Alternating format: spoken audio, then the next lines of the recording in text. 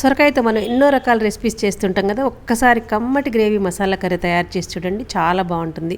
దీనికోసం స్టవ్ మీద ప్యాన్ పెట్టుకుని డ్రై రోస్ట్ అనమాట, ఒక కప్పుడు పల్లీలు, ఒక 3 జీడిపప్పులు, ఒక యాలక్కాయ, అలాగే 2-3 లవంగాలు, చిన్న దాల్చిన చెక్క ముక్క, కొంచెం ధనియాలు, అలాగే గసగసాలు వేసేసి డ్రై రోస్ట్ చేసేసి పక్కన పెట్టి చల్లారి పెట్టుకోవాలి. స్టవ్ మీద ప్యాన్ పెట్టుకుని ఆయిల్ వేసుకుని పోపు దినుసులు అన్నీ వేగిన తర్వాత ఒక 4-5 పచ్చిమిర్చి, కొంచెం కరివేపాకు, ఒక పెద్ద ఉల్లిపాయ తరుగు వేసేసి అవి కూడా ఫ్రై అయిన తర్వాత టమాటా ముక్కలను కూడా ఫ్రై చేసుకుని దీనిలో పసుపు, టేస్ట్కి సరిపడా ఉప్పు, కారం వేసేసుకుని అవన్నీ కూడా టమాటా ముక్కలన్నీ ఫ్రై అయిన తర్వాతే మనం ఈ సొరకాయ ముక్కలను చిన్నగా తరుక్కుని వేసేసుకుని మగ్గించుకోవాలన్నమాట. లో ఫ్లేమ్లో మూత పెట్టేసి మగ్గించుకుని మధ్య మధ్యలో కలుపుకుంటూ ఉండాలి.